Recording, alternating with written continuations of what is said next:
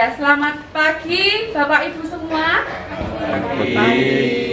Terima kasih atas kehadiran Bapak Ibu semua sebagai narasumber di CMM Cerita Giwar Mangunan pada episode ini.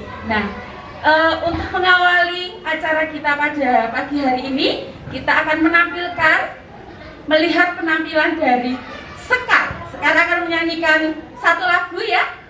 Semangat Sekar, kita dengarkan penampilan dari Sekar.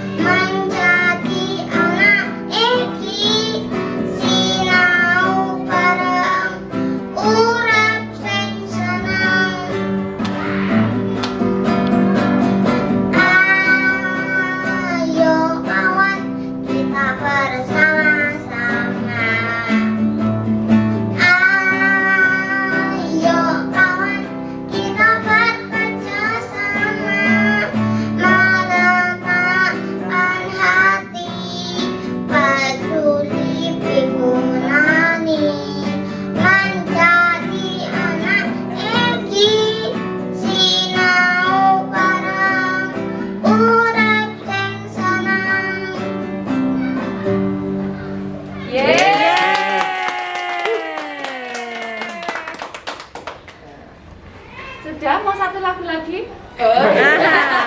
Kenalan dulu dong Sekarnya. Sekar bisa berkenalan dulu. Sekar namanya siapa? Dari kelas mana? Yuk kenalan dulu, pakai mic-nya. Halo. Halo, nama saya Sekar. Saya dari kelas Peduli. Terima kasih Sekar. Terima kasih Sekar, hebat tas. Oke. Nyanyi lagi ya? Oh enggak. Ya, saya Wawan sama istri Ellen. Kami tinggalnya agak jauh sih, sebelah sekolah.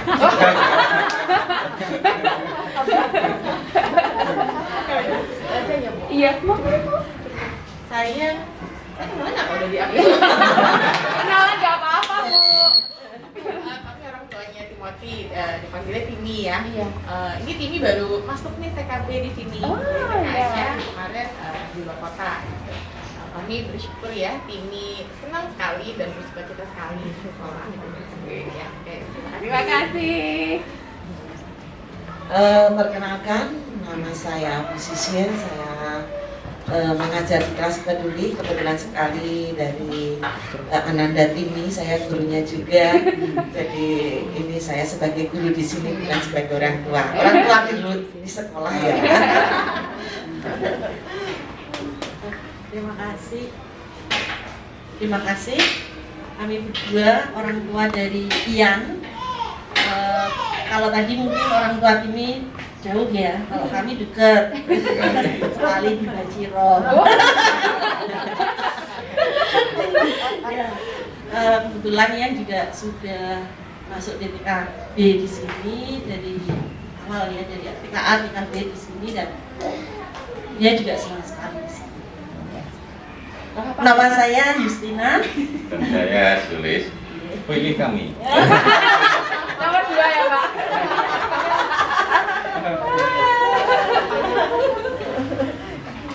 Selamat pagi semuanya. Selamat pagi. Saya Anne, orang tua dari Sinde dari kelas Mandiri. Rumahnya sama dengan Bapak Ibu, dekat sekali.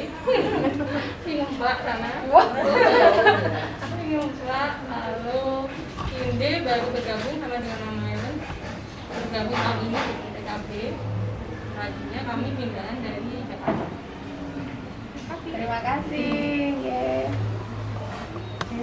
Saya Lilis, Mama dari Sasa di kelas Mandiri. Ya, grogi jadi lupa ya. Ya, Sasa dari TKA di kelas ini, dan bener sih Sasa juga senang, nggak pernah sekalipun pengen bolos gitu ya. Pengennya sekolah terus. Selalu. Terima kasih Ibu. Ya Bapak Ibu, terima kasih. Sekarang sudah saling kenal. Ketika bertemu di jalan bisa saling menyapa. Ternyata oh satu sekolah. Kalau kemarin kan siapa ya ini kayak pernah lihat gitu. Kalau sekarang sudah kenal. Ya, ini harapannya selain bertemu di CNM ini nanti juga bisa menjalin silaturahmi dari kelas yang lain, tidak hanya Pakjuban satu kelas saja, tetapi bisa berteman juga dengan kelas-kelas yang lain. Gitu, Bapak Ibu deg-degan? Sudah siap? Ini cerita-ceritanya yang akan dibagikan? Siap. Oke. Ya, langsung saja. Ini pada topik kita yang kemarin juga sudah saya sampaikan bahwa kali ini topiknya sangat menarik. Ada yang kemarin komen seperti itu, wah sangat menarik, berarti ini sudah siap untuk mendengarkan ceritanya. Nah, menurut saya juga ini sangat menarik bagi kami guru, topik yang satu ini, yaitu tentang apa kata Romo Mangun ya, bahwa anak yang cerdas itu adalah anak yang bertanya, bukan anak yang bisa menjawab pertanyaan. Nah, saya juga setuju sekali dengan apa yang dikatakan Romo Mangun ini, dan juga iklim yang dibangun di Sekolah Eksperimental Mangunan, khususnya di TK, ini juga bagaimana anak itu senang bertanya.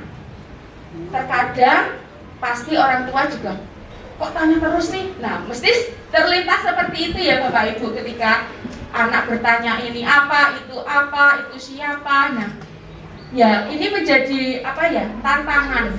Nah, ketika anak suka bertanya, nah yang ini orang dewasa atau orang tua gembira. Apakah Bapak Ibu sudah gembira menjawab? Sepertinya ada yang belum yakin ini menjawab iya. Apakah sudah gembira menjawab Bapak Ibu? 50. Ya, terungkap 50-50. Ya, ini juga bisa ditanyakan ke guru loh Bapak Ibu. Apakah guru sudah gembira menjawab? Nah, ketika ada pertanyaan dari anak ya satu kelas 24, 22 anak, ini juga guru mengalami kewalahan ya bersisil ya. Tentu kegembiraan itu kadang ada, kadang tidak. Nah, itu juga menjadi tantangan bagi kami. Nah, ini tidak hanya orang tua, pastinya juga tantangan dari kami. Nah, kali ini kita akan berbagi cerita, sharing pengalaman baik dari orang tua dan juga nanti dari guru terkait dengan iklim yang dibangun di sekolah ini, yaitu anak gembira menjawab, anak gembira bertanya, orang dewasa atau orang tua gembira menjawab. Nah, nanti bisa di-sharingkan dengan jujur, dengan pengalaman yang sudah dialami. Artinya nanti juga dapat menginspirasi orang tua lain atau siapapun nanti yang juga bisa melihat tayangan CNN. Itu mau dimulai dari siapa? Ini saya persilakan loh Bapak Ibu. Kalau anak-anak biasanya mau mulai dari siapa, tunjuk tangan gitu. Iya, biasanya anak-anak rebutan. Oh, gambreng, boleh. Ayo Bapak Ibu silakan gambreng. Yang kalah dulu. Mangga dari siapa dulu? Mangga. Ibu, Oh iya aja. pakai yang besar. Jadi bagaimana ya? Ini kan masuknya dari TKB ya. Iya. Ya waktu dari TKB itu sebenarnya dia juga memang sudah demen bertanya. Cuman sekarang ini nanyanya semakin macam-macam tadi kayak Mama Yan bilang gitu. Kalau yang ke saya itu kemarin nih yang belakangan ini lagi hot gitu ya, dia tanyakan berkali-kali tuh dia tuh kan lagi suka transformer, lagi suka robot apa, terus ada buku yang kita baca di sana gitu. Dia nanya, kenapa Bumblebee lebih kecil daripada Optimus Prime? Oke, saya pikir dalam hatiku itu ya penulis skenario nya. bikin kan itu kan dari ya gitu ya. Terus oh ya ini memang mereka bikinnya ceritanya aku bilang gitu ya bahwa Optimus Prime lebih besar dan terus kenapa kata dia kenapa perang itu Optimus Prime itu bisa mengeluarkan pedang dari tangannya. Oh oke, itu memang itu ceritanya gitu. Terus aku jawab gitu ya. Terus terakhir dia bertanya kenapa mereka waktu perang itu darahnya hijau. Jadi oh ya oke ini dalam hatiku ini nanyain kenapa begini. Tapi kan berarti dia dengan kritis melihat apa yang dia tonton gitu, berarti kan bukan cuma menerima informasi dari tontonan dan bacaan gitu kan, tapi berarti kan dia mencari tahu gitu kan. Ya kita sih berusaha jawab gitu ya. Memang kadang-kadang lagi mau tidur masih nanya kenapa darah hijau itu kan, aduh capek bener ya kita darah hijau. Mungkin dulu ya apa ya berusaha dijawab gitu ya semampunya. Kalau nggak bisa ya kita ajak lihat di Google yuk kenapa. Ini semalam masih utang saya, dia nanya obor itu dari apa? Obor. Nah itu aku belum ngerti kenapa dia tiba-tiba pikir obor. Karena nggak lagi ngapa-ngapain, nggak lagi lihat tontonan obor, nggak lagi lihat bacaan obor. Obor itu seperti apa, bentuknya apa, kok bisa nyala? Nah itu aku masih utang. Belum nyari ya, karena bilangnya kan ada di Google bareng-bareng gitu ya. Nggak tahu ya obor dalam. Nah ini nggak tanah, apa spiritus, apa ya? Gitu ya. Ya tapi senang gitu lihat dia bisa banyak belajar melalui pertanyaan kan gitu ya. Kayak tadi Bu Lia bilang kan bukan cuma bisa menjawab tapi bisa bertanya. Karena kan memang kultur kita kan kebanyakan kan jarang bertanya kan. Ya kan budaya kita. Jadi kita senang sekali sih waktu kita masuk ke sini dan dikasih tahu ada program anak bertanya orang tua berbicara menjawab. Kami pikir ini program yang sangat baik sekali gitu. Baik untuk anak-anak karena kan ini kan adalah kedepannya kan dia akan dibimbing jadi anak-anak kedepannya dan kritis, critical thinking gitu kan ya. Gitu. Ya itu sih dari saya. Ini versi bapaknya ya. Ya, kalau bapak pasti beda ini jawabannya. Iya. Kalau contoh yang pertanyaan tentang robot itu sih saya biasa menjawab. Kenapa sih robot itu darahnya hijau? Nah saya biasa menjawab. Robot itu kan mesin, nah mesin itu butuh oli, saya bilang, nah olinya itu warnanya hijau begitu. Teknis jawabannya. Terus kenapa tangannya bisa mengeluarkan pedang? Nah saya biasa tarik lebih ke arah sisi iman sih, saya biasa ceritakan, nah robot itu kan ada penciptanya begitu ya. Nah penciptanya itu khusus untuk Optimus Prime, dia ciptakan bahwa si Optimus ini tangannya bisa mengeluarkan pedang karena untuk bertempur segala macam. Nah, sama seperti kita segera. Kita juga kan diciptakan Tuhan seperti ini, ada tangannya, cuma tangan kita kan Tuhan tidak ciptakan ada pedangnya, tapi dengan seperti ini begitu. Jadi biasa saya akan tarik ke sisi-sisi iman begitu sih. Jadi agak jauh sedikit sih begitu, nggak apa-apa lah, dia juga belajar tentang imannya. Jadi saya tidak pernah berhenti, hanya dia mendapatkan informasi itu sih. Nah, kemudian yang selalu saya pegang adalah orang tua itu nggak perlu tahu semua hal begitu ya, tetapi ketika anak bertanya, bagi kami adalah kami melihat bahwa itu kesempatan buat dia tuh tengah siap untuk mengeksplor, ingin belajar sesuatu. Jadi kami sebisa mungkin ya menjawab begitu ya, apa yang dia tanyakan ya kami akan coba berikan informasi. Nah, tapi ada kalanya juga Timi ini dia suka mengulang pertanyaan yang sama gitu ya. Nah, saya suka melihat sih, oh ini dia mengulang pertanyaan yang sama. Saya nggak menjawab kalau untuk yang itu, tapi saya lempar pertanyaan lagi. Menurut ini apa?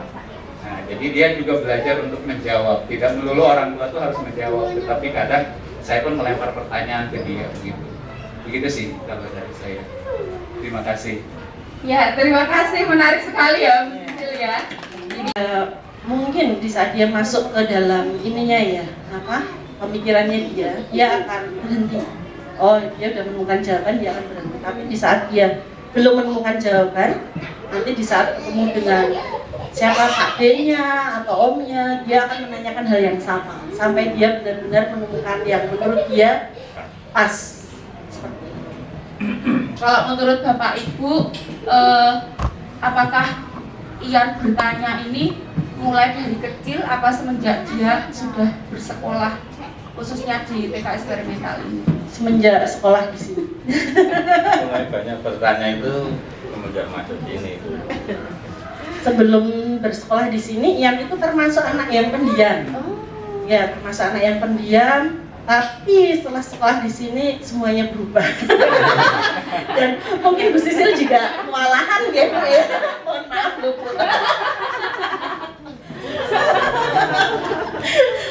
Ya sekarang mungkin terlalu aktif ya Bu ya kelas. Saya sampai Bu ya sama Bu Sisil, maaf ya Bu Ian.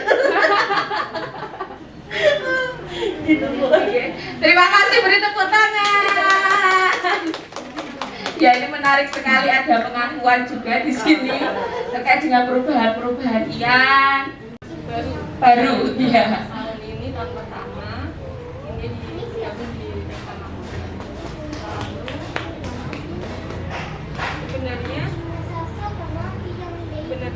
apa namanya, Inde itu memang agak serius ya. Dari kecil memang ya banyak bertanya, terus apa namanya, karena dia di rumah itu sering kaget diskusi. Lalu pada awal-awal apa umurnya itu pertanyaannya lebih simpel. Ini apa namanya, lebih simpel. Mungkin kita bisa cek Google atau bisa apa namanya, cari satu tambah bersama. Nah, semakin kesini, mungkin seiring bertambahnya usia, semakin pertanyaannya itu ke yang menyinggung spiritualitas. Sama. Kebetulan dia mungkin lihat situasi di lingkungan rumah. Kebetulan saya yang Kristen, ayahnya Muslim, jadi dia melihat ada perbedaan. Dia nanya tuh, kok ibu pergi ke gereja, saya kok pergi ke masjid? Oh, itu memang karena ibu kan Kristen, ya Muslim. Itu agama, itu namanya agama. Saya bilang gitu kan. Kalau agama itu apa? Nah itu dia merendahkan. Pertanyaannya merendahkan gitu. Ada pertanyaan selanjutnya. Lalu kalau agamanya beda, Tuhannya beda juga. Dia tanya gitu. Saya tambah dulu nih. Saya bilang, saya bilang sama ayahnya, oh iya, ini pelajaran agama saya dulu bolos ini. Ya. Terus dengan ayahnya sama kita bertiga kita diskusi itu. Kalau itu Tuhannya beda atau sama ya? Tanya terus sampai terakhir sampai dia jawab, sampai dia menemukan pertanyaan yang pas gitu kan, jawaban yang pas. Lalu kita jawab ya sesederhana mungkin yang dia bisa apa namanya, bisa paham. Maksudnya mungkin Tuhannya sama, tapi cara menyembah, cara beribadahnya bisa berbeda. Lalu kalau Tuhannya sama, sekarang Tuhannya di mana Bu? Tuhannya di mana? Satu kayaknya. Kalau Tuhannya di mana ya Tuhan itu ada di setiap hati orang.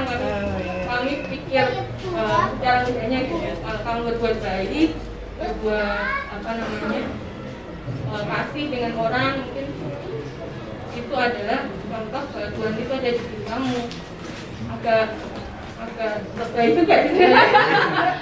Tapi ya itu yang bisa kami jawab. Jadi nanti nggak tahu kalau setiap tambah umur, tambah usia, nanti pertanyaannya apalagi mungkin kita harus siap lebih dalam yang lain. Mungkin itu dari saya. Ya. Oke, pengalamannya juga menarik ya. Tadi terkait dengan spiritual, tidak hanya Bu Ane, ternyata Ibu juga tadi apa namanya, Bapak juga dari Papa Timi tadi juga menyangkutkan dengan spiritual juga. Dan ini kayak bisa menyimpulkan seusia-usia ini kok menjurusnya ke situ ya. Mungkin dari pengalaman-pengalaman yang ia dapatkan dari keseharian. Nah, itu juga membuat ia penasaran lagi.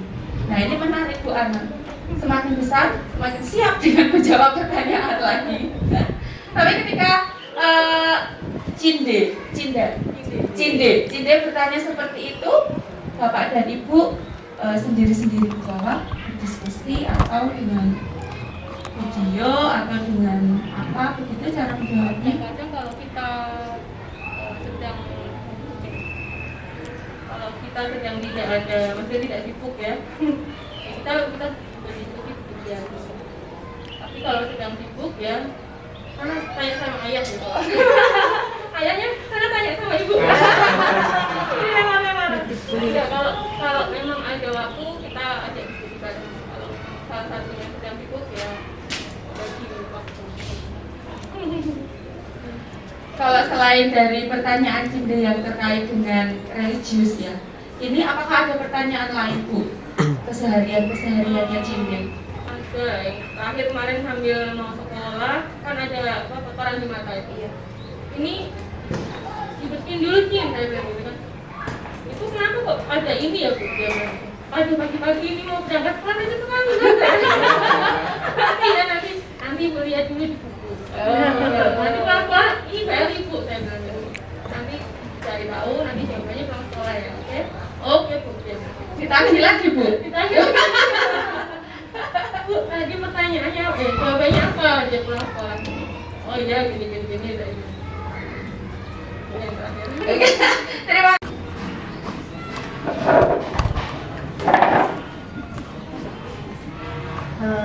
Nah ini yang terakhir dan terus terang saya ya Sasa itu jarang bertanya. Ini gagalnya orang tua, gagalnya guru. Kan Sasa itu malah lebih sering menyimpulkan tapi dengan knowledge-nya yang terbatas. Jadi sebenarnya lucu gitu ya, lucu tetapi saya jadi terpancing untuk menjawabkan. Misalnya waktu dia kecil, dia lihat kucing naik genteng, dia panik sekali dan bilang, nanti jatuh, pus turun, pus nanti jatuh gitu kan, seriusnya gitu ya. Saya sampai bilang, nah waktu itu kan saya mau menjelaskan bahwa kucing beda sama orang. Tapi terus terang spontan saya itu juga selalu tadi pertanyaan sederhana hal sederhana aja bahwa saya tuh bingung gitu jelasinnya. Saya bilang itu kan kucing gitu ya. Lah kan itu sebenarnya bukan jawaban ya, bukan kucing gitu. Tapi saya bingung lah, soalnya pikir saya lah kan secara umum kita tahu ya namanya kucing manjat nggak apa-apa gitu ya. Tapi ternyata bahasa saya itu sangat menakutkan gitu.